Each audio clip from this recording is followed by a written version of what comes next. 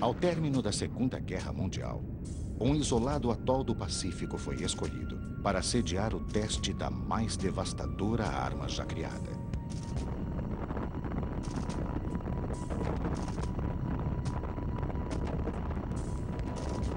O atol foi desocupado, e nos 50 anos que se seguiram às explosões nucleares, Bikini esteve interditado aos olhos do mundo. Um paraíso proibido. Em 1996, o documentarista brasileiro Laurence Waba foi convidado a registrar os últimos preparativos para a reabertura do atol e mergulhou numa história que muitos gostariam de esquecer. Viu de perto a beleza silenciosa de Bikini, as tristes marcas deixadas pelos testes nucleares. Testemunhou a esperança do povo biquiniano em retomar suas ilhas. Mas, passados 10 anos, quase nada mudou. Para entender por quê, Laurence Waba está de volta a Bikini.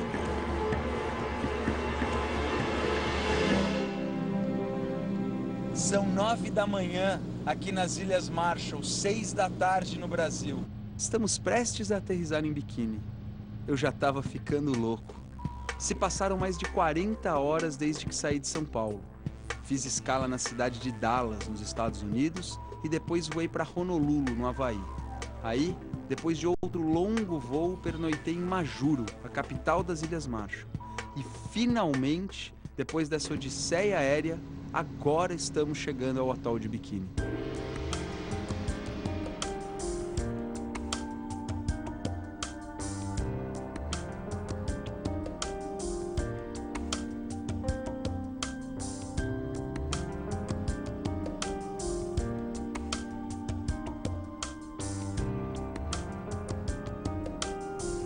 Esse lugar me traz muitas lembranças.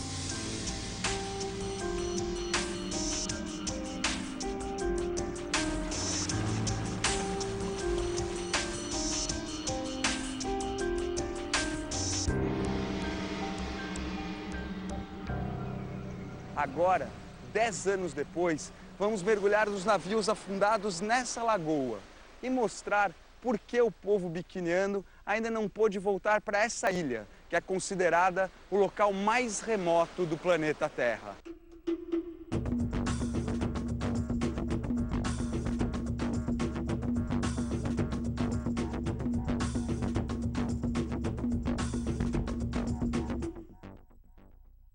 O isolamento geográfico foi um dos principais fatores a selar o triste destino de Bikini. Até então, seus 167 habitantes viviam da pesca e dos frutos da terra, numa sociedade utópica, onde barcos, redes e demais utensílios eram bens coletivos. A chegada maciça das tropas americanas foi um choque sem precedentes. Com a desculpa de que seriam feitos testes científicos para o bem da humanidade e que poriam fim a todas as guerras, foi fácil para os militares americanos persuadir o rei Judá a transferir provisoriamente os habitantes do atol para outras ilhas. Apesar de assustados, os biquinianos nem imaginavam que estavam iniciando uma viagem sem volta. Exilado em Majuro, Kellen Joash, um dos últimos remanescentes daquele período, lembra com tristeza de quando teve de deixar sua casa, com apenas 16 anos de idade.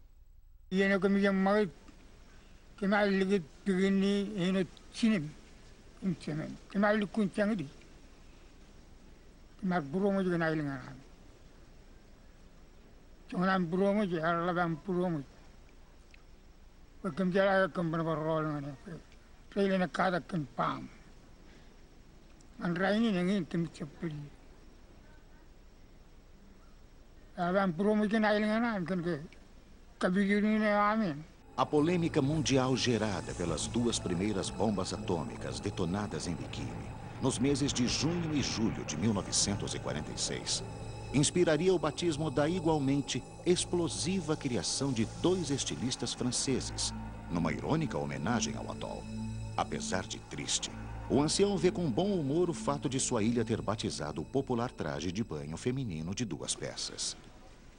payipere negara air negara ligit giluk meling kejak itu kerja mereka dan keman kejak kagak ilingan karena chicken ni popon magam iagam coba bahalu men ko iluji pa chicken kain kain uding ya Allah mangai iluji te mini.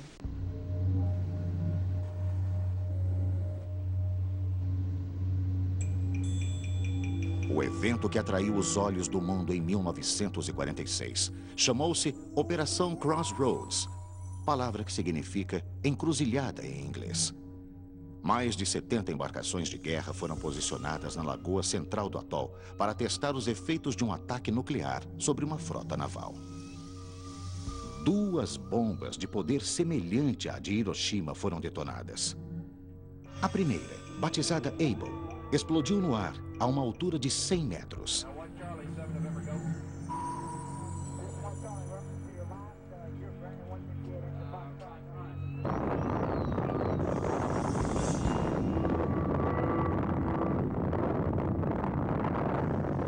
A segunda, Baker, foi presa por cabos a uma profundidade de 27 metros, gerando uma coluna d'água de 2.400 metros de altura.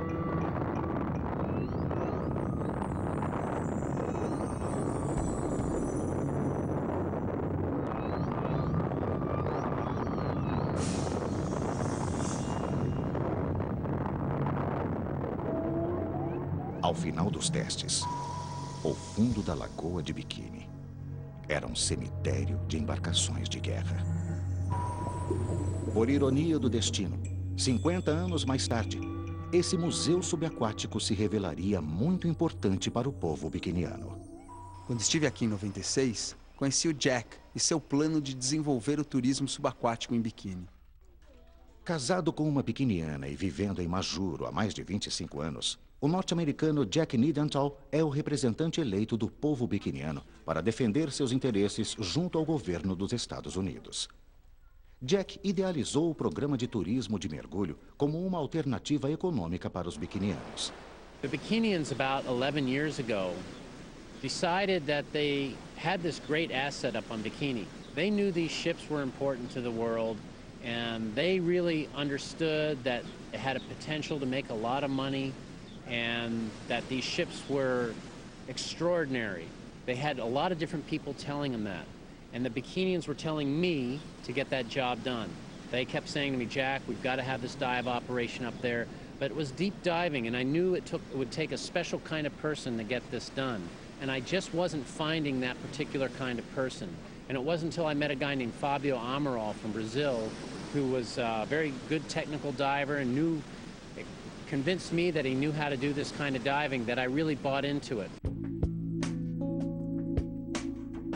Nos últimos 10 anos, o dinheiro gerado com a operação de mergulho tem se destinado à compra de alimentos, ao custeio de bolsas de estudo, a tratamentos de saúde e aos demais problemas sociais decorrentes do êxodo biquiniano.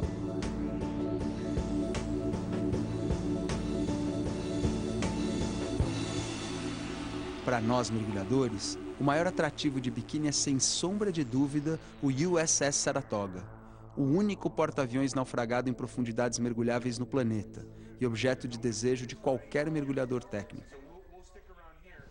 Em 96, ajudei Fábio Amaral a aprender as boias de localização que inauguraram a operação comercial de mergulho no atol. Estive entre os primeiros mergulhadores a explorar o interior do Velho Saara.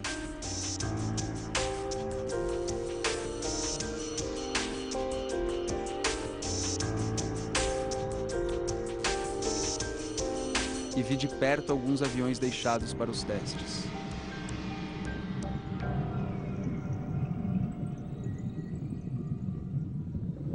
Apesar de minha experiência prévia, assisto o briefing como os demais mergulhadores. Afinal, um mergulho desses exige muito planejamento. Voltaremos a seguir com Netinho Apresenta.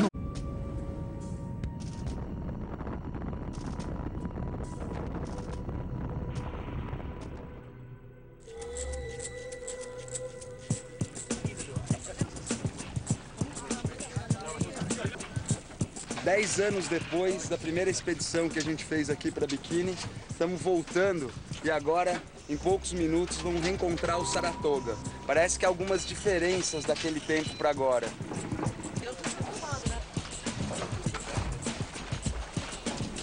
Diving.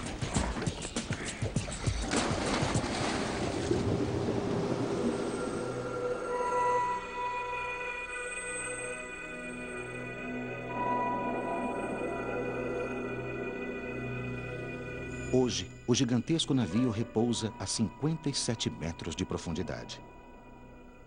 Parte dos 268 metros de comprimento de seu deck de madeira ainda podem ser vistos em meio a algas e corais. Daqui decolavam os 81 aviões de combate que o Sara carregava. Como este, que repousa a seu lado, no fundo arenoso da lagoa.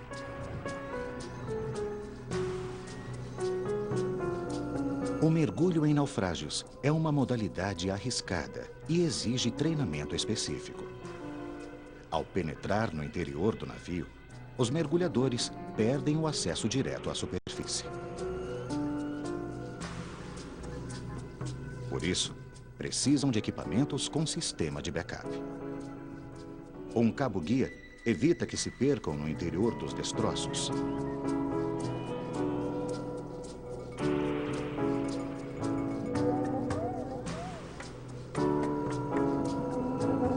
Além disso, o batimento das nadadeiras deve ser lento e lateral, evitando o surgimento de partículas em suspensão.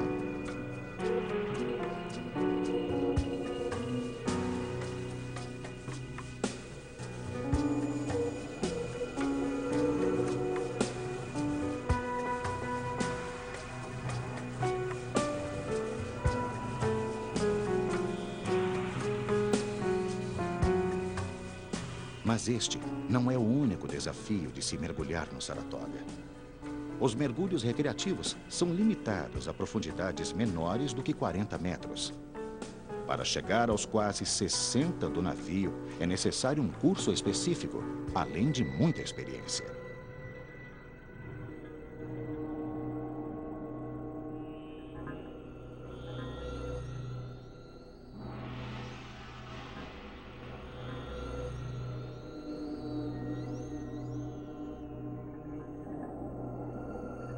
Nestas profundidades, a pressão do nitrogênio existente no ar dos cilindros se torna tóxica, criando uma sensação de confusão e euforia conhecida como narcose. Nestas condições, um mergulhador desatento pode se levar pelas emoções e cometer erros graves. Além disso, em mergulhos a estas profundidades, há um acúmulo de nitrogênio no sangue dos mergulhadores, diretamente proporcional ao tempo de imersão.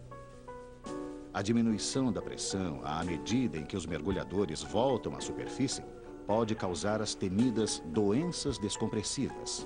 Para evitá-las, é preciso fazer uma série de paradas ao longo da subida, que pode ser acelerada com o uso de uma mistura de gases rica em oxigênio, chamada nitrox. Dependendo do tempo de fundo no Saratoga, as paradas podem chegar a 2 horas de duração. Algumas brincadeiras ajudam a passar o tempo. E a presença de alguns visitantes curiosos também oferece alguma distração.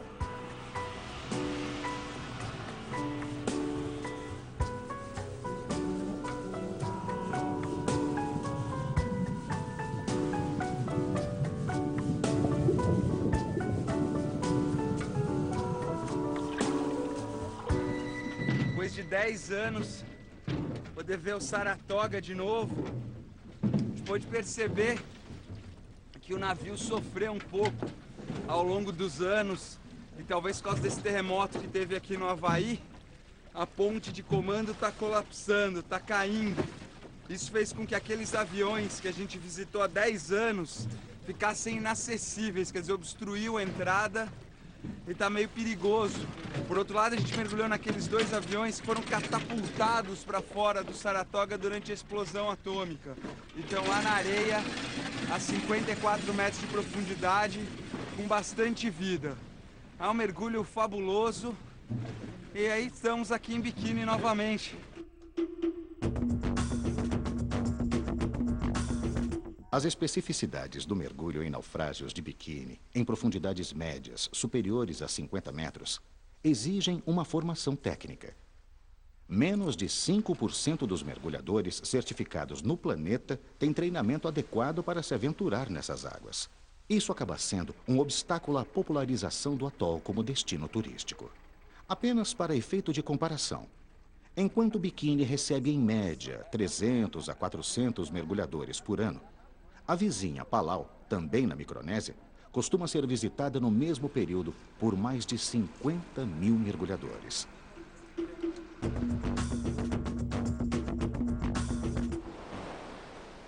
And what we try to do on Bikini, it's more than just diving. We like to give people a history lesson when they go up there. We show them films about Bikini, we take them around the atoll. We make sure people, when they leave Bikini, that they understand what the Bikinians gave up for the good of mankind and to end all world wars. Mas parece que o apelo histórico e os recursos gerados pelo turismo não serão suficientes para o repovoamento de Bikini. Passados 10 anos do início das operações de mergulho, apenas 2 biquinianos voltaram a viver no atol. Edward Madison representa o sonho biquiniano de retornar a viver na terra de seus ancestrais. Biggest dream, I gotta return back. The American people, they gotta clean this island and we return back to our homeland. That's my dream. Desde aquela época, Edward percebia que seu desejo não era uma unanimidade. Some young people now, they're not really fishing because they always stay in Metro. But the whole people, they really come back and just fishing.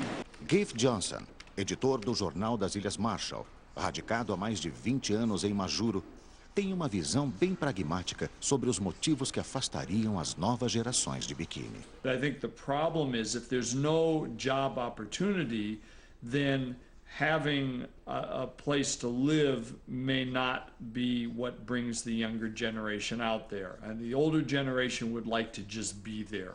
No question about that. But I think younger people would see economic opportunities as a part of the package. And the urbanization, modernization, coupled with the relocation from their islands, has meant it's been just a dramatic shift in their way of life. If people went, they'd want to have houses that had air conditioning and the amenities that now they've grown accustomed to. Há 10 anos, eu conheci um jovem biquiniano que parecia desmentir essa tese.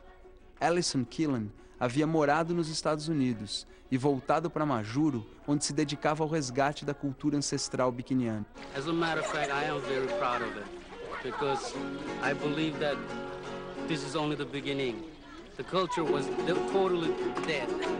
But now, as you can see in the back, these young people are really on the moves. They're so excited about it, they sing about it, and they actually take action. And I'm very proud of it, to be part of it, because I'm not even 30 years old. Uma década depois, Alison continua imerso nas tradições de seu povo.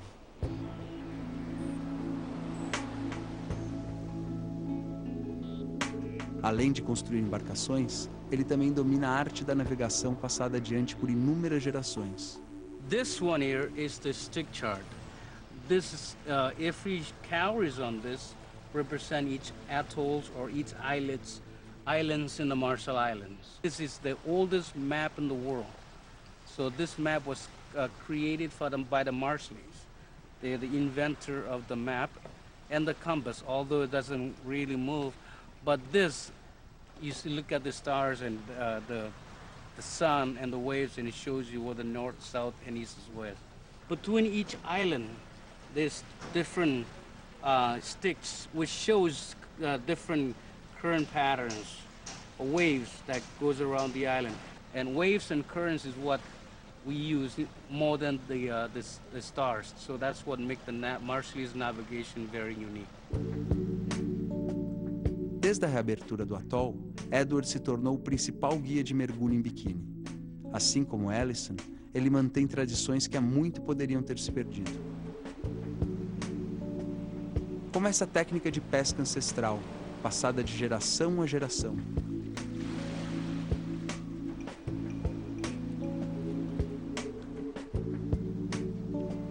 Aqui fica evidente o significado da expressão frutos do mar.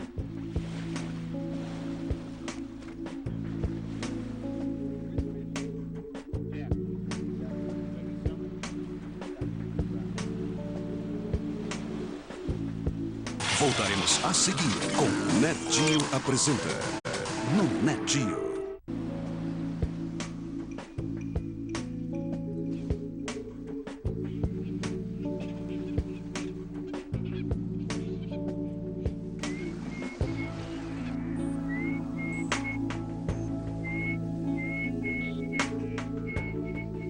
Esses peixes que alimentam Edward e seu atobá de estimação são pescados nas águas calmas da lagoa interna do atol.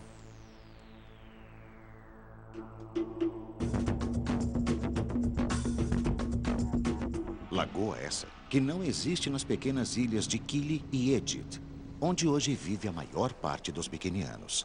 Mas, afinal de contas, o que vem a ser um atol?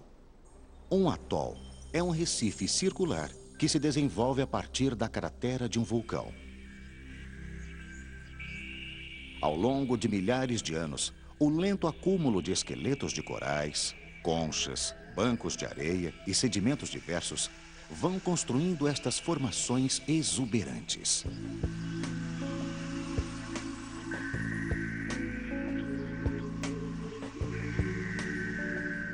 No interior de todo o atol, há uma lagoa rasa de água salgada, repleta de vida marinha.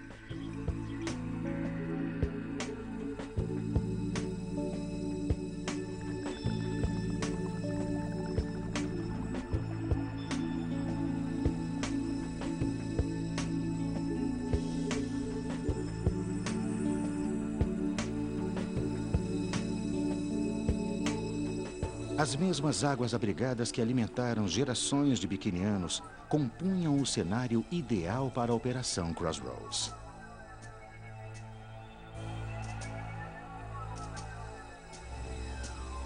Localizado no centro de um triângulo imaginário entre o Havaí, o Japão e a Austrália, o atol de Bikini ficava longe das principais rotas de navegação e apresentava padrões de ventos e correntes que não alastrariam a nuvem radioativa gerada pelos testes.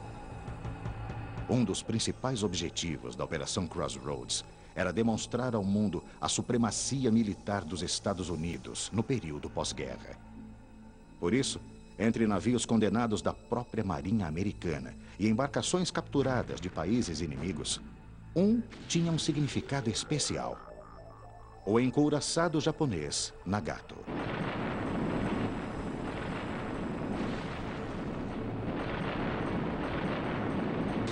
Every ship that we have at Bikini has an incredible history.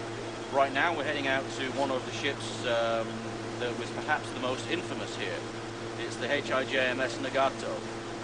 Depending on how you interpret history, you could argue that it's perhaps one of the most significant warships of the Second World War, because it was the warship that Admiral Isaruko Yamamoto was aboard when he conceived and coordinated the plan on Pearl Harbor, for the attack on Pearl Harbor, I should say.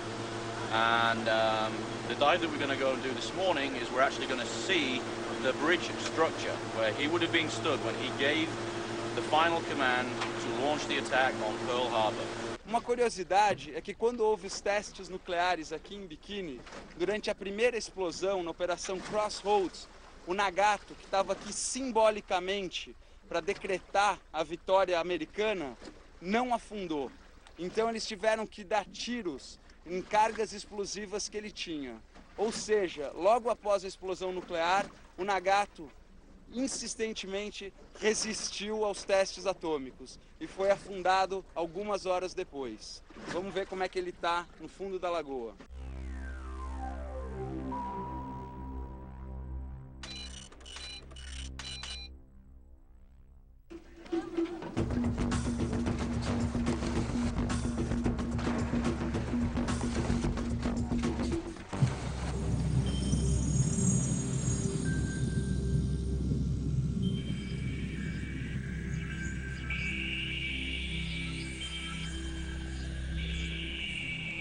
O Nagato é o único dos naufrágios de Bikini a repousar invertido, com o casco para cima.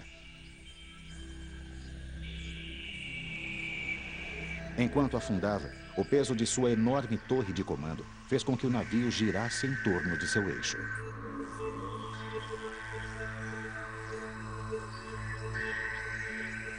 O vão criado entre o costado e o fundo arenoso abriga diversos animais marinhos.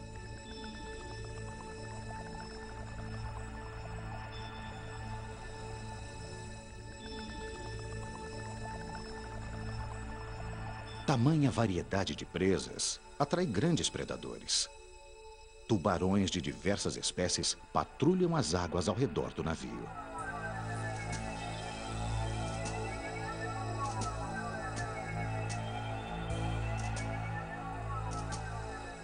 Na época da Segunda Guerra, o Nagato foi também um dos maiores predadores dos mares. Com 220 metros de comprimento, foi o primeiro navio da história a portar monstruosos canhões de 16 polegadas.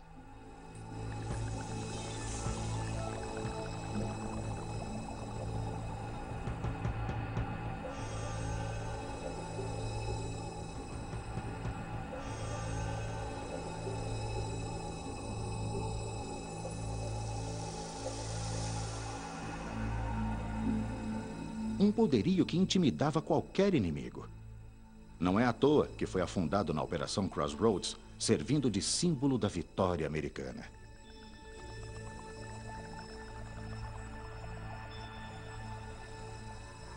A frota naval japonesa era a terceira mais poderosa do planeta. E o Nagato exemplifica bem todo esse poderio. Suas 4 turbinas geravam uma potência de 82.300 HPs. E suas hélices descomunais o impulsionavam a uma velocidade de 25 nós.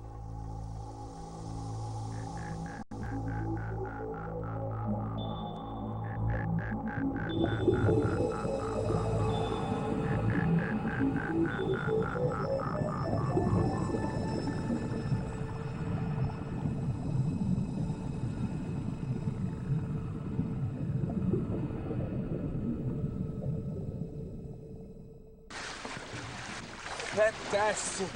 A gente acabou de mergulhar no Nagato e pôde ver muita vida. Naqueles hélices enormes, embaixo dos hélices tinha um buraco onde 3 tubarões, galha branca de Recife, filhotinhos, estavam dormindo. Eles se assustaram um pouco com a minha chegada e com a câmera, porque provavelmente eles estavam naquele refúgio para se proteger de tubarões maiores. Também a gente viu passando por debaixo do navio várias garopas deitadas na sombra. Possivelmente essa concentração de peixes um perto do outro é porque é época de acasalamento. E também lá na torre principal do Nagato, a gente pôde ver um tubarão cinzento circulando a gente, olhando, checando o que era esses seres estranhos que soltavam bolha invadindo o domínio deles. São 2 navios maravilhosos, Nagato e Saratoga. Ex-inimigos que agora repousam lado a lado aqui no fundo da Lagoa de Bikini. Hoje, estes e outros navios são apenas cicatrizes de metal no fundo do mar. Marcas da estupidez e da ganância humana.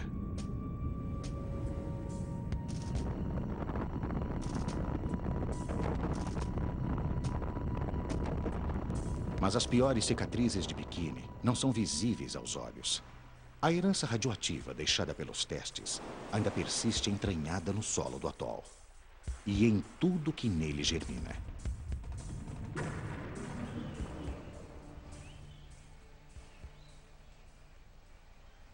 Esse aqui é um detetor Geiger.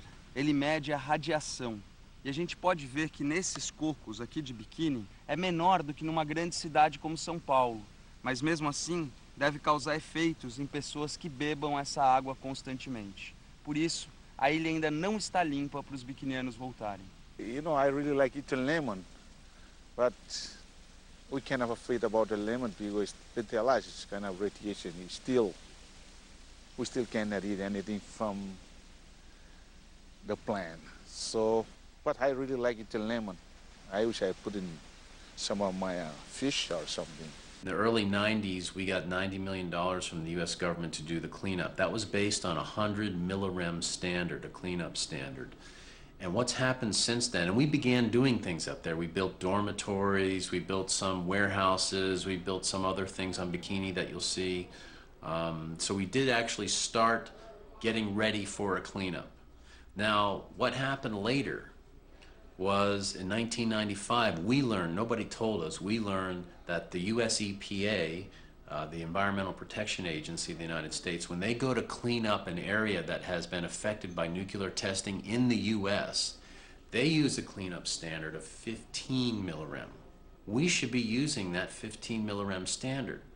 And of course, that's what was adopted here. So what happened was the cost of the cleanup went through the roof.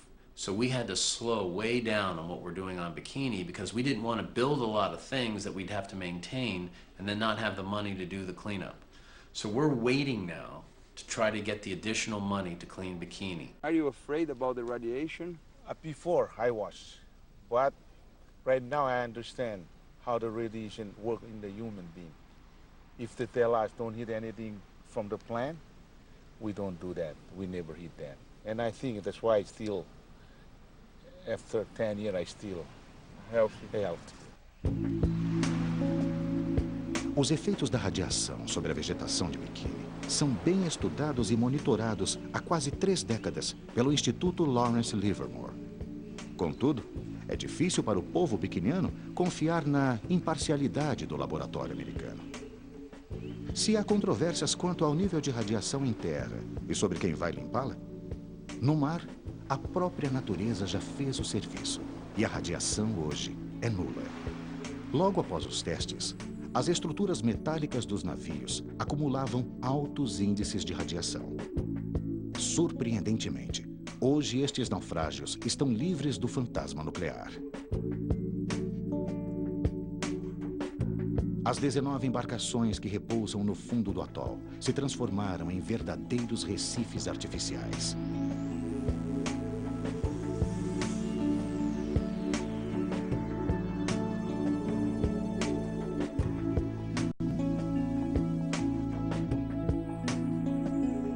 Seus cascos servem de base para o crescimento de algas e corais, que atraem peixes e invertebrados, dando início a uma complexa cadeia alimentar.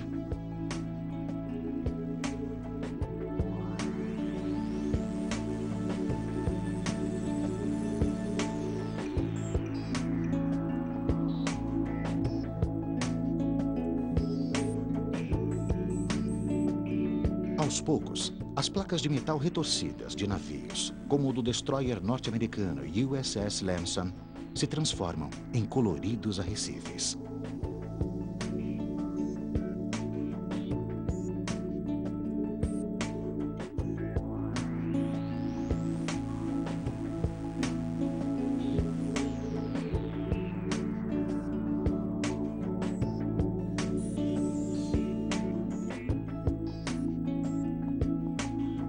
O coral que cresceu na extremidade do canhão antiaéreo parece reproduzir a explosão de um tiro imaginário.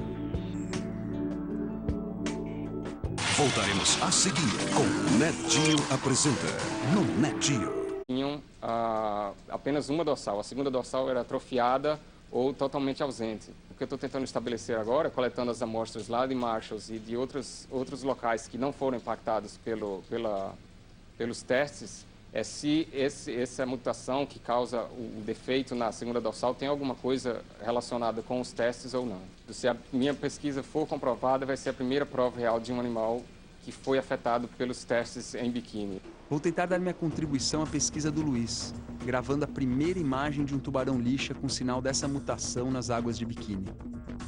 Para isso, vamos ao local de maior concentração de tubarões de todo o atol, o famoso Shark Pass. Pass é o nome em inglês dos canais que conectam a lagoa interna de um atol com o mar aberto. Shark Pass, batizado assim por razões óbvias, localiza-se na porção noroeste de Bikini. 10 anos atrás, a gente veio aqui na Shark Pass, no atol de Bikini, um dos lugares que mais tem tubarão no planeta Terra. Naquela oportunidade, eu resolvi não mergulhar, porque eu julguei perigoso demais a quantidade de tubarões. Esse comportamento aqui é um princípio de frenesia alimentar. Aqui entra na água já era.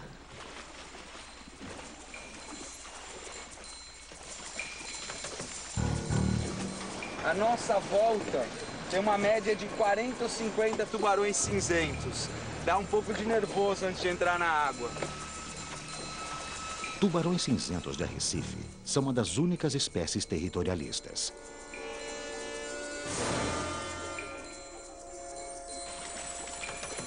E há registros de ataques a mergulhadores em águas muito próximas a Biquíni. É difícil tomar a decisão de entrar na água, mas a chance de conseguir a imagem de um tubarão mutante me seduz.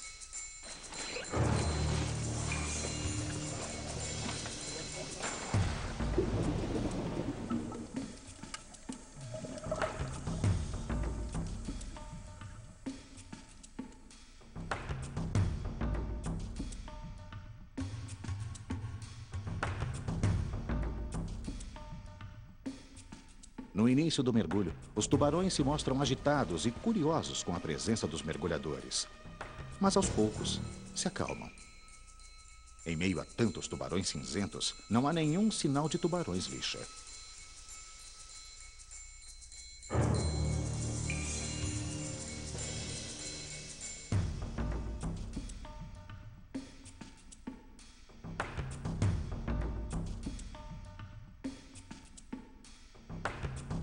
No finalzinho do mergulho, quando já havia perdido a esperança, vi um vulto se aproximando.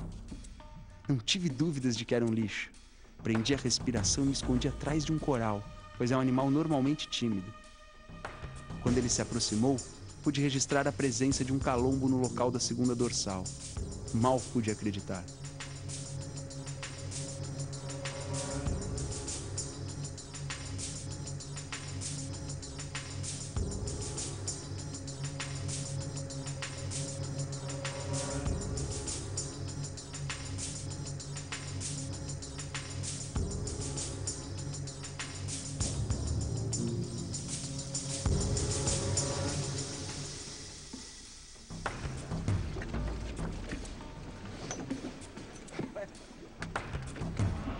Dez anos atrás, eu vim aqui para Shark Pass e não consegui mergulhar. Achei que os tubarões estavam agressivos demais. Mas dessa vez, com um pouco mais de experiência, tendo mergulhado com essa espécie, que é o tubarão cinzento de Arrecife, em vários outros lugares, eu pude ver que eles são simplesmente tubarões, como todos os tubarões em todos os lugares. Sempre que a gente chega num lugar, o pessoal fala, ah, aqui os tubarões são diferentes, aqui eles são muito agressivos, mas ninguém tenta entrar na água com eles. A gente entrou na água, eles foram totalmente tranquilos, e agora, quando a gente saiu, a gente colocou um pouco de comida e pôde ver o que é um frenesi alimentar.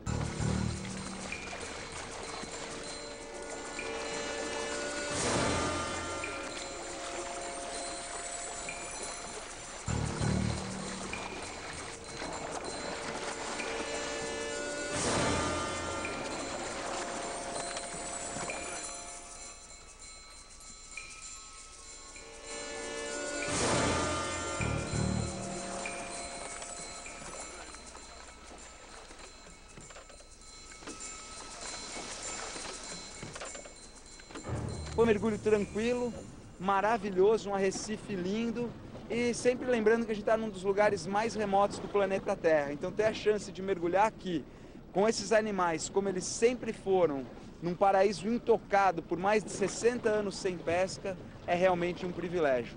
Mas o principal objetivo foi atingido. O registro do que pode vir a ser a primeira prova concreta de mutação causada pela radiação em um animal marinho de biquíni.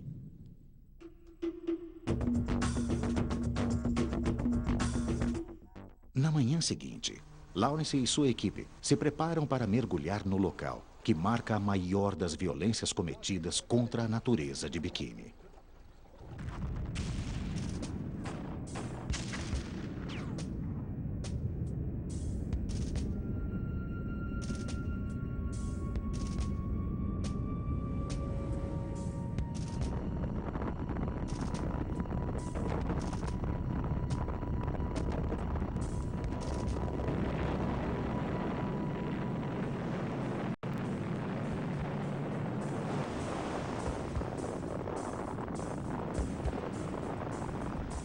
a explosão da bomba Bravo, posicionada sobre a superfície de uma ilhota do atol, liberou 15 megatons de potência destruidora.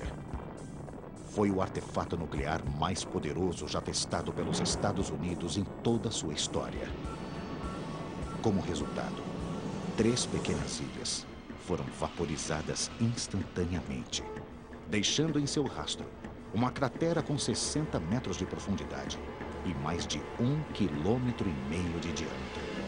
Isso aqui parece um deserto, mas foi nessa ilha que em 1954 os Estados Unidos fez o pior teste nuclear da história, o Teste Bravo, uma explosão atômica 1000 vezes maior que Hiroshima, que criou uma cratera gigantesca.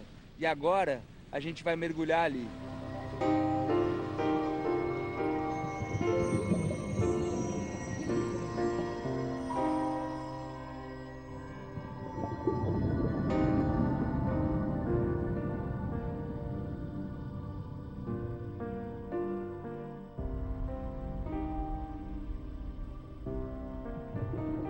Na cratera, onde antes havia um recife cheio de vida, hoje resta apenas uma superfície estéril. Os mergulhadores mais parecem astronautas vasculhando a superfície de algum planeta desolado.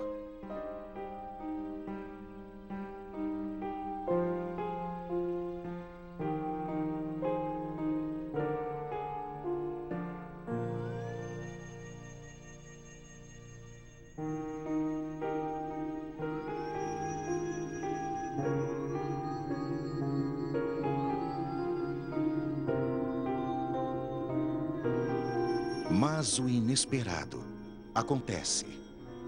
De repente, no meio desse deserto, um pequeno oásis parece querer desabrochar. Mais de 50 anos depois da explosão, um pequeno e ainda frágil cabeço de coral luta para repovoar este pedaço de atol, hospedando uma anêmona e um raro peixe-palhaço de 3 listras. Esta espécie é endêmica das Ilhas Marshall, ou seja, só existe por aqui. Sua presença é um sinal de alento para a castigada natureza local.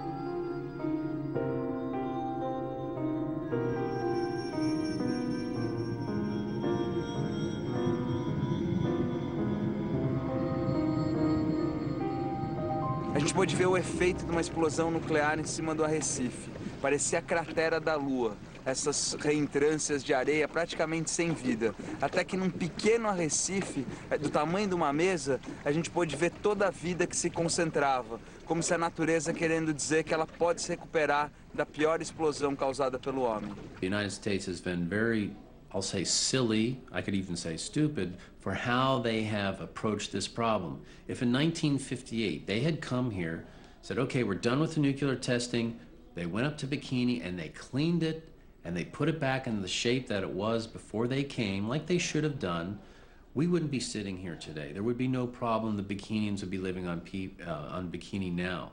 The problem is they went away and they kept saying to the Bikinians, here's some money, here's some more money, here's some more money. And I feel really, as an American, I'm really astounded that they could be so naive and short-sighted as to think throwing money at a problem is going to solve it out here.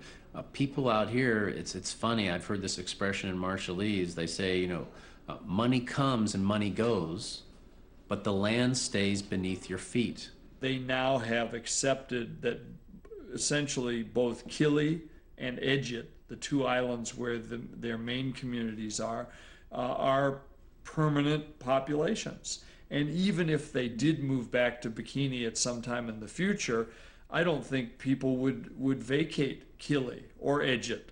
So if they did go back to Bikini, they'd have a 3rd major community. And it would simply be that people would move around within the communities. And I think they're resigned to the fact that 60 years after they were resettled, they're not going home very soon. 10 years ago when I came here, you told me that you were expecting the Bikinians to come back. Why they didn't come in 10 years? We find out that we still have the radiation, and the scientists study about that. They still not allowed the people to come back. So, reason why we never come back. What about Rubin, the son of the King Judah? We talked to him 10 years ago. Is he alive now? No, he's gone. But is he here? Or? No, that's what he really liked to bring here, but they still cannot. So not even he had the chance to be buried on his island? Yes. You feel sad about it? Oh yes. There's sometimes I feel sad because they like to bury here where they belong. Like that's their gift. That's their island. Ruben Judá, filho do rei Judá, não viveu o suficiente para ver realizado seu sonho. Fica a lembrança daquela conversa que tivemos em minha primeira passagem por aqui, à sombra de uma árvore em Egypt, quando Ruben, junto com outros anciões, entoaram o hino biquiniano. Todo hino costuma exaltar a origem e a formação da nacionalidade de um povo. Porém, o hino de Bikini é um canto de lamento. Sua letra nos conta que há um espírito de um povo vagando sobre as águas, porque perdeu sua terra, considerada por eles seu presente de Deus.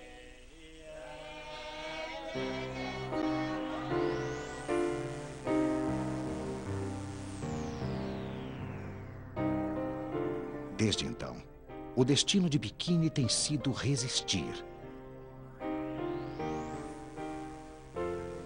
Permanecer como um monumento à insensatez humana.